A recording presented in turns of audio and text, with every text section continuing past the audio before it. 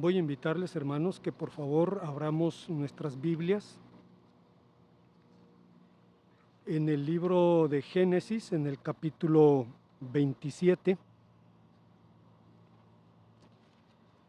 y vamos a dar lectura a algunos de los versículos de este capítulo 27 del libro de Génesis, que es la base de nuestra reflexión en esta hora. Libro de Génesis, capítulo 27, voy a permitirme dar lectura a esta porción de la palabra de nuestro Dios. Les ruego que me sigan, por favor, en sus lugares.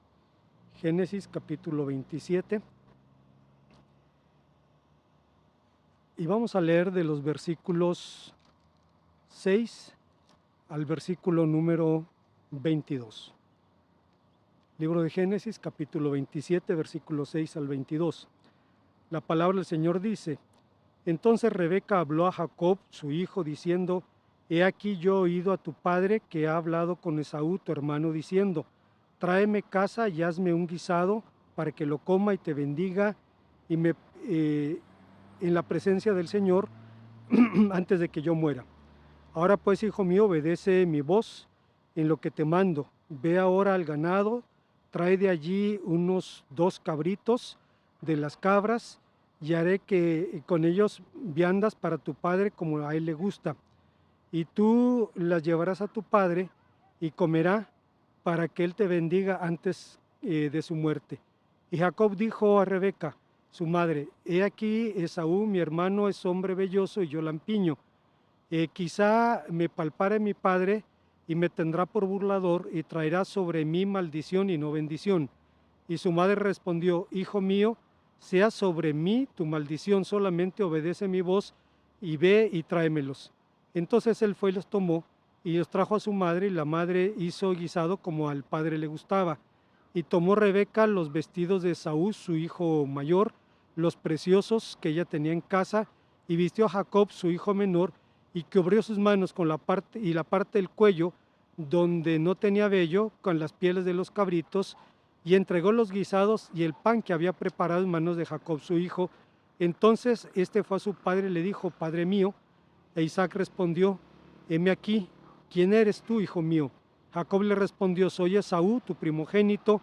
He hecho como me dijiste. Levántate ahora y siéntate y come en mi casa para que me bendigas. Entonces Isaac dijo a su hijo: ¿Cómo es que hallaste tan pronto, hijo mío? Y él respondió: Porque el Señor, tu Dios, hizo que le encontrara delante de mí. E Isaac dijo a Jacob: Acércate ahora y te palparé, hijo mío, para ver si eres Esaú o no.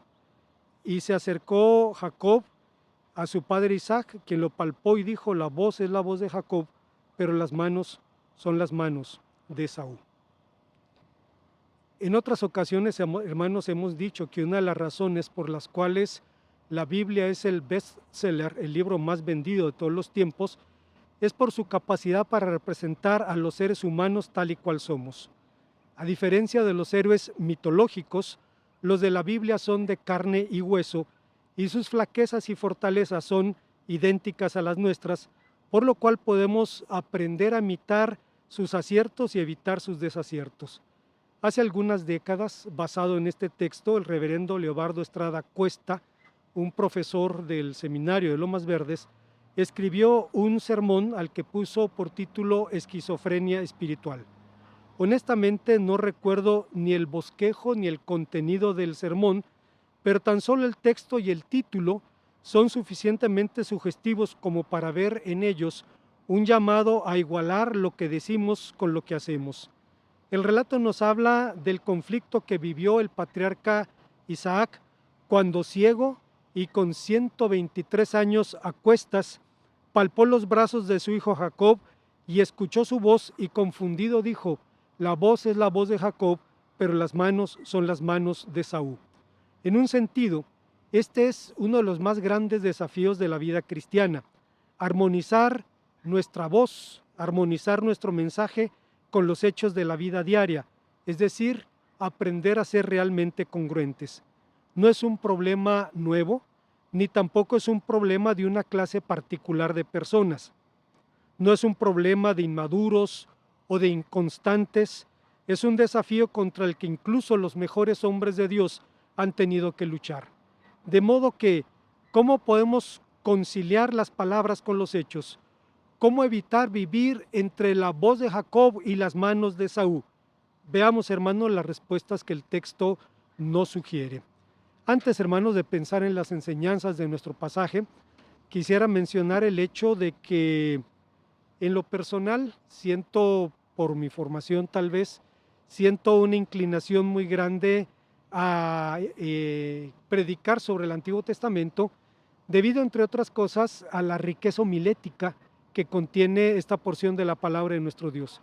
A diferencia del Nuevo Testamento, que es más doctrinal, que es más dogmático, en el Antiguo Testamento se nos narran historias, se nos narran vivencias, de las cuales desprendemos enseñanzas aplicables a la vida de los creyentes de todos los tiempos. Y es el caso. La historia la conocemos, la hemos leído infinidad de ocasiones, pero a final de cuentas la declaración de Jacob es el punto en torno al cual podemos girar en nuestra meditación. Hace un momento hacíamos una pregunta: ¿cómo evitar vivir entre la voz de Jacob y las manos de Esaú? Y yo encuentro cuando menos 3 enseñanzas en este pasaje. La primera de ellas es que aprendemos a hacerlo viviendo en obediencia paciente. Haciendo un poco de historia, con el capítulo 12 del libro de Génesis comienza una nueva era en la revelación divina. Esa era sería un tiempo en el que Dios tomaría individuos como medios para difundir la palabra de la gracia a la humanidad entera. Abraham, Isaac y Jacob fueron elegidos por Dios y dotados con un llamamiento para una bendición personal y mundial, y llegaron a ser señales vivientes de esta nueva era. Se dice, hermanos, que en Abraham se divide la humanidad en dos, entre una gentilidad pagana y una humanidad monoteísta. A partir del surgimiento de Abraham, los pueblos monoteístas empezarían a afirmar y a compartir su mensaje a todas las familias de la tierra, empezando por los judíos, después los cristianos y de alguna manera también los musulmanes. En estas condiciones podemos ver, sin embargo, que estos no eran hombres extraordinarios. Su condición excepcional radicaba en su relación con el Dios único y verdadero. Rabí Israel ben Eliezer afirma: decimos Dios de Abraham, Dios de Isaac y Dios de Jacob, y no Dios de Abraham, Isaac y Jacob, porque Jacob, Isaac no se basaban en su tarea en la búsqueda que Abraham hizo. Ellos mismos tenían que procurar su propia relación con el Hacedor. En otras palabras, lo que estaba diciendo este rabino es que Dios no tiene nietos, Dios tiene hijos, y que si una persona quiere relacionarse con Dios, debe hacerlo personalmente, perdón por la redundancia, debe hacerlo desde su corazón en el momento en que tiene un encuentro personal con Él. Esto es claro para los cristianos evangélicos, pero me sorprende que este rabino pueda verlo también con tanta claridad, diciendo: no era el Dios de Abraham, Isaac y Jacob, era el Dios de Abraham, el Dios de Isaac, el Dios de Jacob, porque cada uno de ellos debió asumir su compromiso personal con Él. Así, pese a que Isaac era un hombre diferente al promedio de los hombres de su familia, usted recordará que en esa familia solamente hubo 2 monógamos, fueron Isaac y José. El resto fueron polígamos. Pero en medio de 2 gigantes, en medio de su padre Abraham y de su hijo Jacob, Isaac parece de pronto una figura gris. Fue un hombre apacible, pero su afabilidad tomaba eventualmente tintes de pasividad, y a la larga la clase de relaciones que desarrolló con los suyos los arrastró a profundas crisis cuyas consecuencias trascendieron incluso su propio núcleo tribal.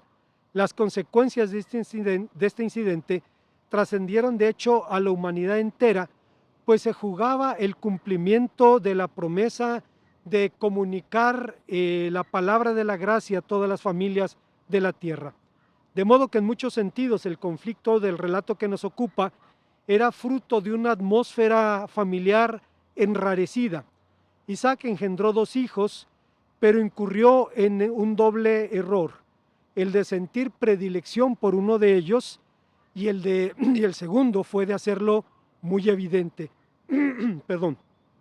Con los años, el hombre quedó ciego, y los sabios de Israel, sin embargo, dicen que su ceguera sería motivo o de el humo de los sacrificios que sus nueras ofrecían a sus ídolos muertos, o de su ceguera voluntaria, es decir, su tolerancia a las malas acciones del hijo predilecto.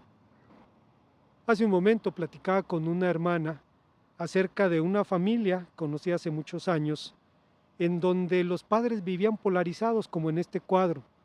La madre era sumamente intolerante con el hijo mayor, el padre era todo lo contrario, y cuando el hombre, el hijo, desarrolló una patología, es sociópata, es decir, no puede relacionarse con la gente, y me puse a investigar sobre el asunto, encontré que la sobreindulgencia era precisamente una de las razones que producía esta clase de conducta. Hoy en día actitudes como estas son relativamente comunes, pero aún así alguien tan común como Isaac fue testigo de cosas muy poco comunes en el seno de su familia. El nacimiento de sus hijos fue milagroso, fue la respuesta de su oración a Dios por la esterilidad de su mujer. Es un pasaje que me conmueve porque dice la palabra de Dios que su mujer era estéril, y entonces el hombre fue a la presencia de Dios y le pidió que Dios le bendijera con un hijo. Y Dios le dio mucho más de lo que esperaba. Le dio 2, pero el embarazo de Raquel no por eso fue algo placentero. Ambos hermanos, dice la palabra de Dios, luchaban en el vientre de la madre, quienes hemos sido testigos de cómo se mueven las criaturas en el vientre, de cómo de una patada pueden botarle un libro a la mamá que está leyendo. Nos podemos imaginar lo que sería 2 gemelos persiguiéndose en el vientre de la madre, tratando de apretarse el pescuezo. Pero si eso perturbaba a Rebeca, más la perturbaría escuchar: en tu vientre hay 2 naciones, 2 pueblos que están en lucha antes de nacer, uno será más fuerte que el otro, y el mayor estará sujeto al menor. Libro de Génesis capítulo 25, versículo 23. Desde antes de nacer, la relación de ambos hermanos estuvo marcada por la rivalidad, por los celos, y aún después de la muerte de ambos, estas actitudes trascendieron a sus grupos tribales. Partiendo de semejante atmósfera, no es extraño que la bendición de Isaac fuera también objeto de envidia entre los hermanos, lo que nos lleva a preguntarnos en qué consistía la bendición. En términos estrictamente económicos, el primogénito recibía 66 centavos de cada peso de la herencia paterna, y los 33 centavos restantes debían repartirse a partes iguales entre todos los hermanos.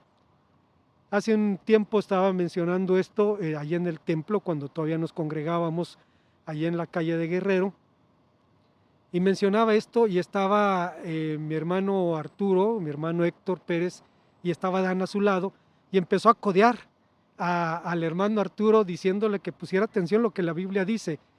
Y el hermano Arturo le dijo: no somos judíos. Y ahí se terminó la discusión. Entre los judíos, hermanos, esto era bien claro. El primogénito se llevaba 2/3 partes, razón por la cual había, en términos materiales, obviamente motivos de contienda.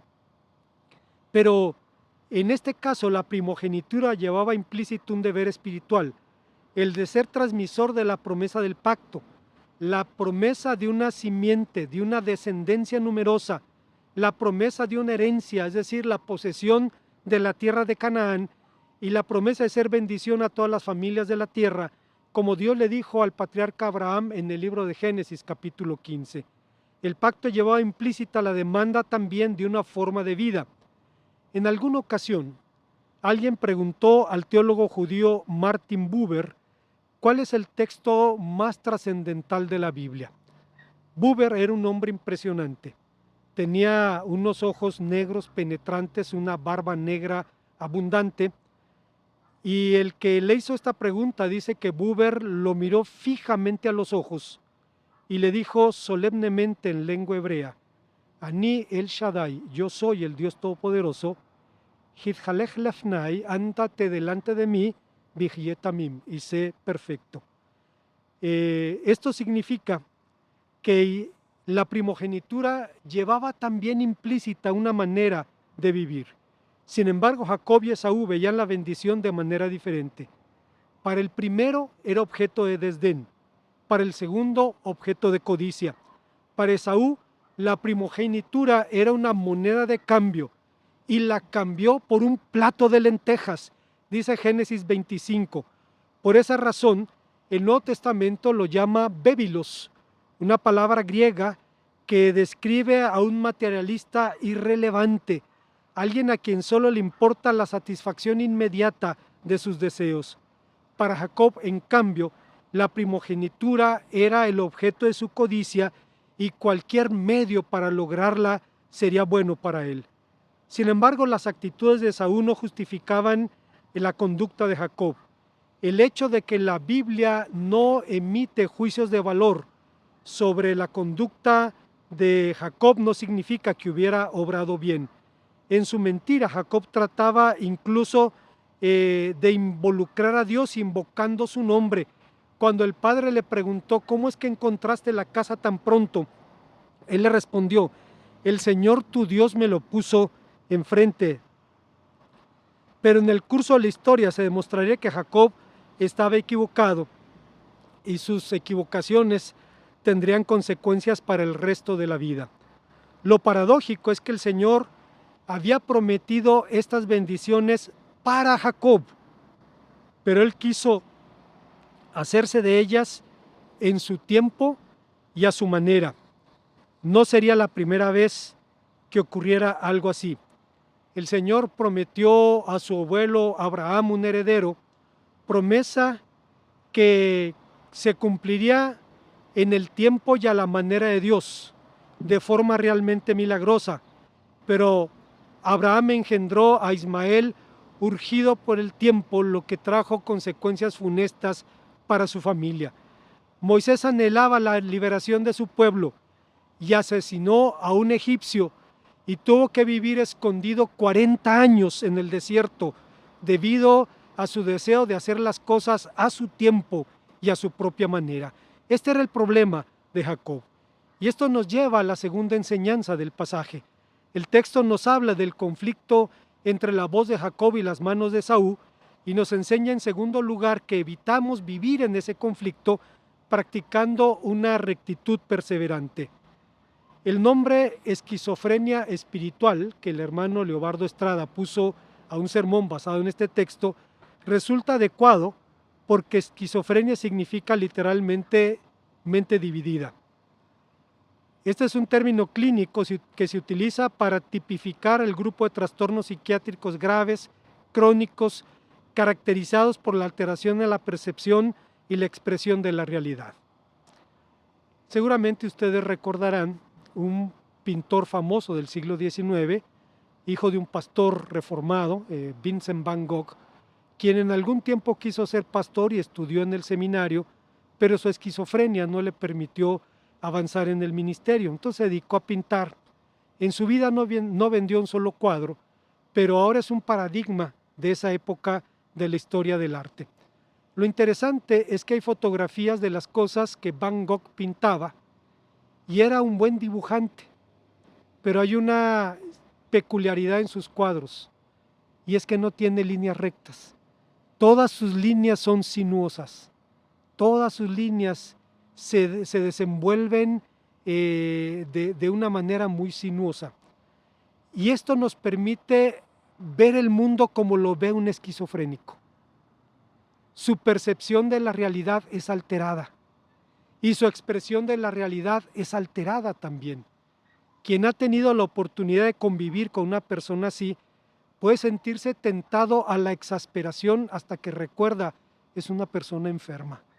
Y finalmente eso nos quita el golpe y nos permite ver que lo que haga, que lo que diga no es producto de maldad, sino simplemente de una patología. la esquizofrenia es de hecho la enfermedad mental más seria.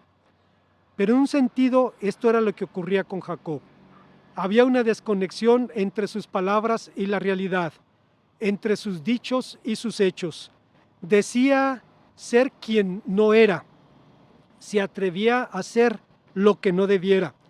Sin embargo, en honor a la verdad, no solo Jacob hacía trampa, sino que cada uno de los protagonistas de esta historia jugaba su propio juego y lo hacía bajo sus propias reglas. En los hechos había dos bandos que en lo único en lo que estaban de acuerdo es que querían ganar. Era una guerra, y Rebeca pensaba lo que Sir Winston Churchill cuando dijo en tiempos de la Segunda Guerra Mundial: en tiempos de guerra la verdad es tan valiosa que debe ir escoltada por una guardia de mentiras. Y esto hizo que la mujer indujera al hijo a mentir a su propio padre. Esaú también hacía trampa, tratando de recibir una bendición que de entrada no era suya, a la que había renunciado y la había vendido por un simple plato de lentejas. De hecho, renunció a su bendición diciendo: he aquí voy a morir, ¿para qué me sirve pues la primogenitura? Es imposible encontrar, entre comillas, una declaración de fe tan cruda en la boca de uno de los protagonistas de la Biblia como esta. Es una declaración materialista. Estaba diciendo lo más importante son las cosas. Es una declaración fatalista. Estaba diciendo, en otras palabras, no importa cómo viva, si a final de cuentas voy a morir. Es una declaración hedonista, porque la evasión del sufrimiento y la búsqueda del placer era la meta de su vida. Y era también una declaración incrédula, porque estaba diciendo que nada de lo que Dios dijera le importaba un comino.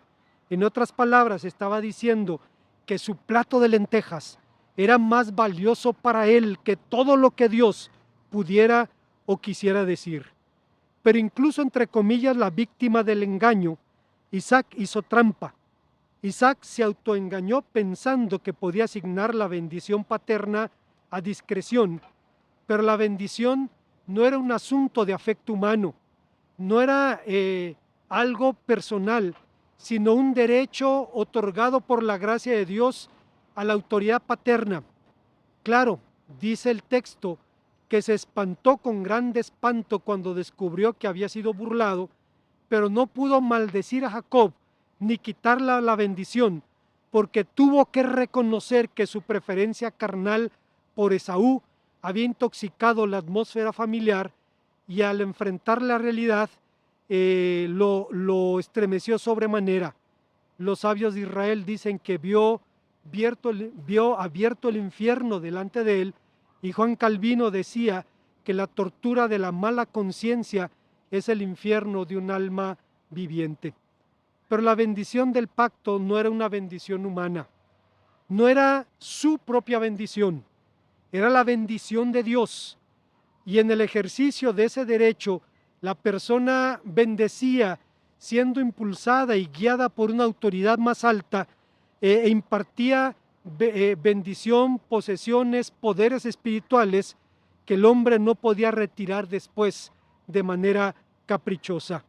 Al final, Isaac tuvo que hacer lo correcto, tuvo que ceñirse a la voluntad de Dios y declarar con dolor de su corazón: lo he bendecido y será bendito. Aún así, se ha especulado diciendo que a esas alturas posiblemente Isaac no sabía lo que Dios había dicho respecto a los hijos. No estamos hablando de un par de pubertos, eran dos viejos sesentones, ya eran dos viejos, y sin embargo es difícil que Rebeca no le comunicara algo tan importante. Al margen de estas cosas, cuando dio la bendición a quien le pertenecía, tuvo que sostenerse a pesar de las lágrimas del hijo predilecto, y tuvo que ceñirse al criterio divino que había afirmado 60 años antes: el mayor servirá al menor.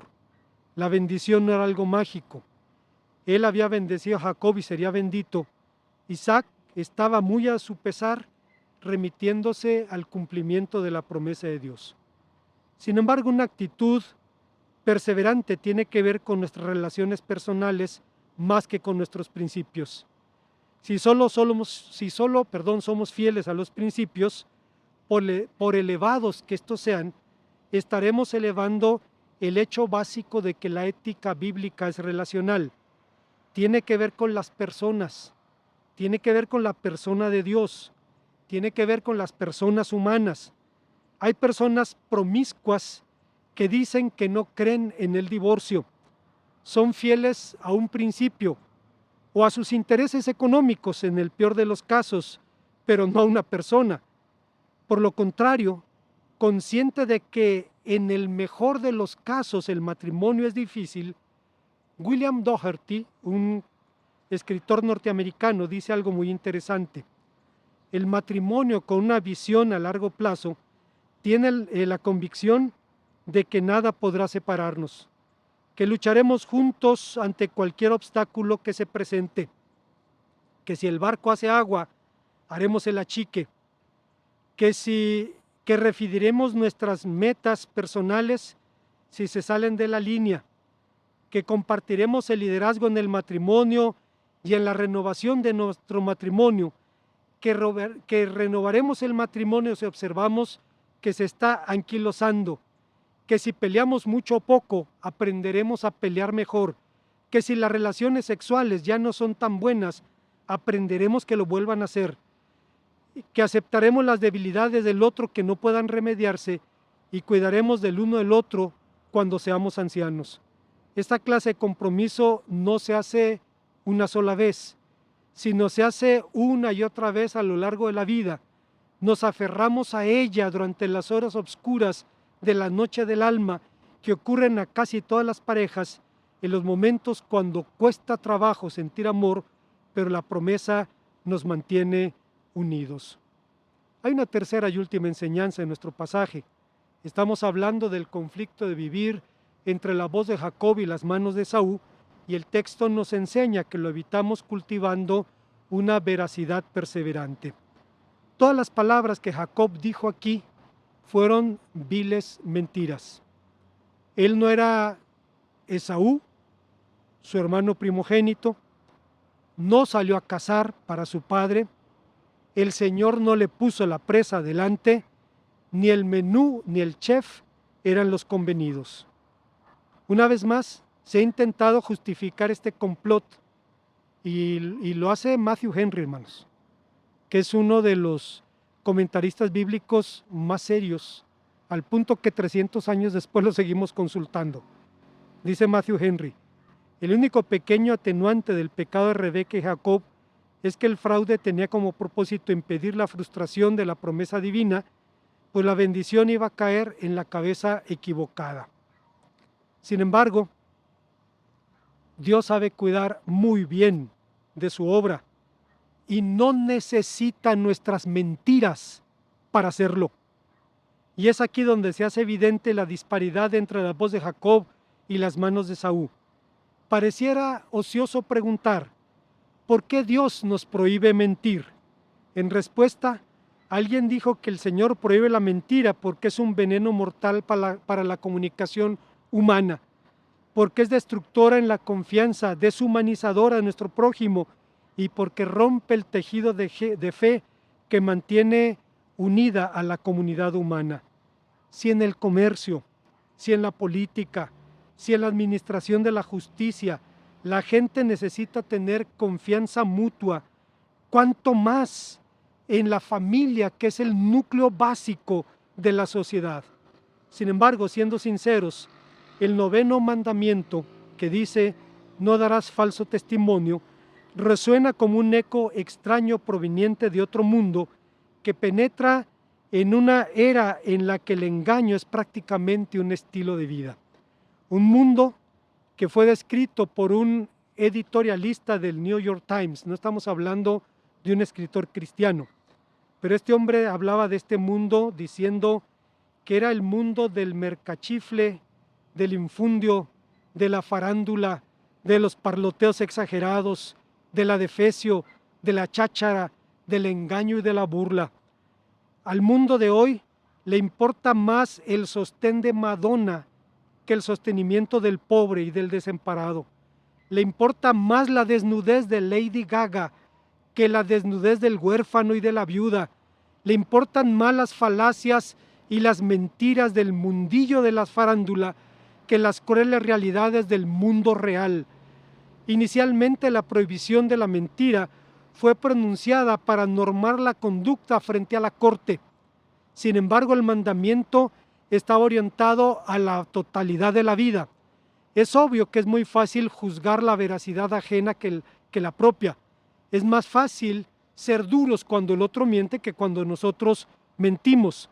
El Señor Jesucristo nos enseña que es muy fácil ver la paja en el ojo ajeno y es sencillo ver cuando el audio no checa con el video con el otro. Pero la veracidad es una línea tanto entre lo que decimos como entre lo que somos, entre lo que decimos y lo que pensamos. En suma, esta historia es una historia de ilusiones, desilusiones, engaños, desengaños y autoengaños. Pese a todo lo anterior, si pretender levantarnos como jueces de nuestros hermanos mayores, los hombres de la Biblia, si había un responsable aquí, era Isaac. Cuando su padre Abraham tuvo que poner por obra la voluntad de Dios en cuanto a la promesa, no titubeó en separar a Ismael y a los hijos de Ketura de Isaac. A Ismael lo despidió con su madre, a los hijos de Ketura los llenó de bienes y los mandó lejos para que solamente Isaac fuera el heredero de la promesa. Entonces Isaac contaba con los elementos para tomar la decisión correcta respecto a la transmisión de la bendición. Y esos elementos eran el testimonio de su propia vida. Él no había sido el primogénito de su padre, el primogénito había sido Ismael, pero Dios había decidido que el segundo sería primero, porque mientras uno era el hijo de la carne, el otro era el hijo de la promesa. Así que Isaac se autoengañó a la hora de transmitir la promesa, solo que como alguien dijo, el autoengaño es un arte muy fino. Es la cuerda del equilibrista sobre la cual oscilamos entre conocer y no querer conocer. Es en un rincón de la mente sabemos que algo es cierto y en el otro lo negamos. Por un instante sabemos algo y al otro instante negamos ante nosotros mismos lo que acabamos de conocer. Lo vemos solo un instante, lo suficiente para sentirlo como una amenaza y entonces nos cerramos. Conocemos, pero rehusamos conocer. ¿Cuántas madres pueden sospechar, por ejemplo, de un embarazo sorpresa en alguna de sus hijas solteras y ver los síntomas y de pronto decir no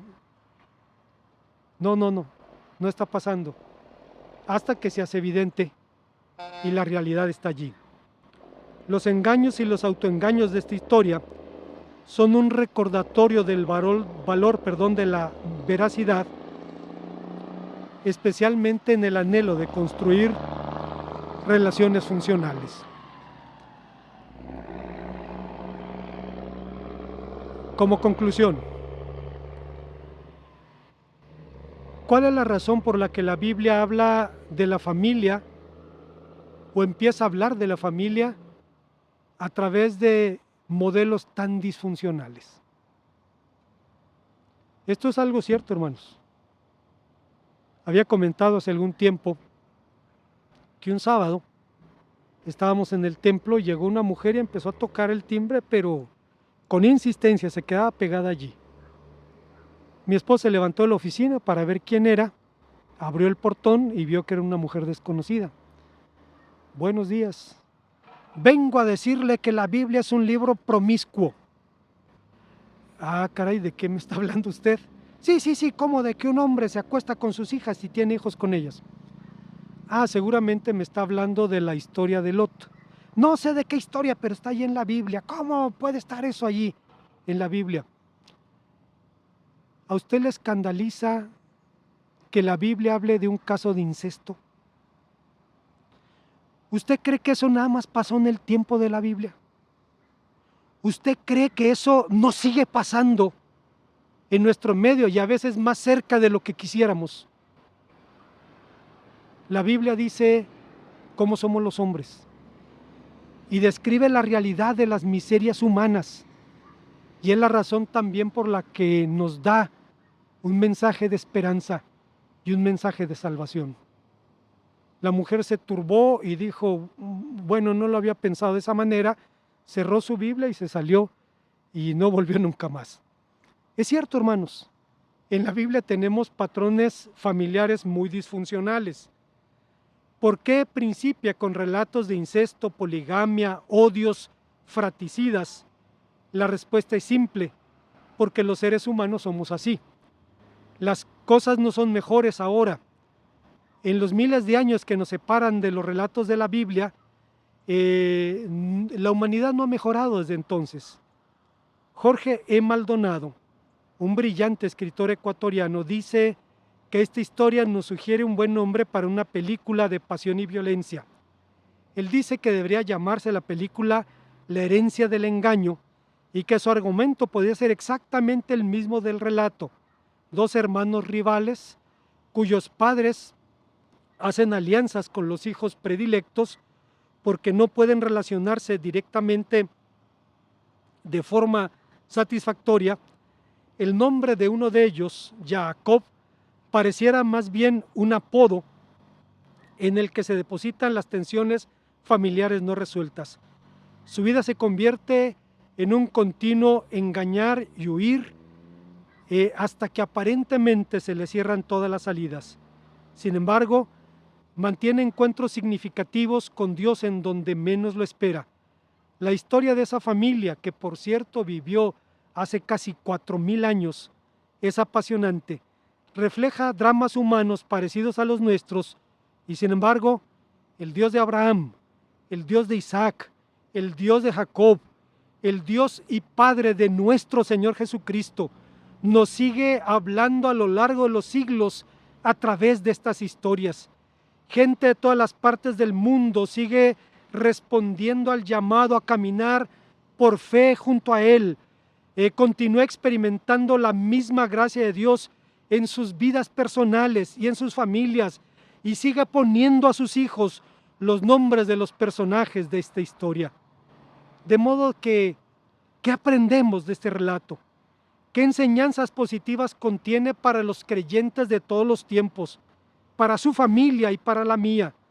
La vida de esta familia gira en torno al llamado que Dios hizo a Abraham y las promesas que le dio y las demandas que ese llamado entrañaba, de modo que esta relación lleva implícita una forma de vida.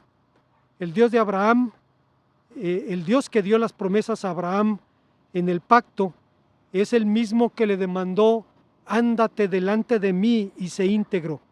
Las enseñanzas de esta historia nos instruyen pues sobre la importancia de esperar en fe en el cumplimiento de las promesas de Dios, nos instruyen sobre el valor de la rectitud.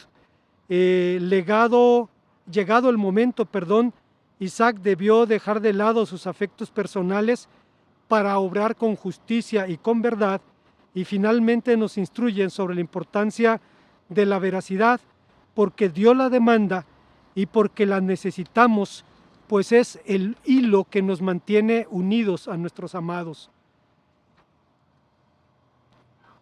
Pero tal vez lo más importante que aprendemos de este pasaje es que Dios nos enseña que en el marco de esta familia tan humana, tan imperfecta, encontramos que Dios irrumpió con su gracia en esa familia, llamándola a una vocación superior. Si esta familia en la que palpitaban deseos homicidas recibió misericordia, entonces su familia y la mía tienen esperanza. Entonces, el Dios de Abraham, el Dios de Isaac, el Dios de Jacob, que como a ellos nos ha llamado a su camino, hará cumplir también las promesas del pacto. Oremos a nuestro Dios. Gracias, Padre, te damos porque nos permites una vez más venir a tu palabra y encontrar una historia tan singular en la que la conclusión es que a pesar de cómo eran esos hombres y a pesar de lo que somos, nos llamas a caminar en pos de tu Hijo amado. Permítenos hacerlo, poniendo en práctica las enseñanzas de este pasaje. En Cristo Jesús. Amén.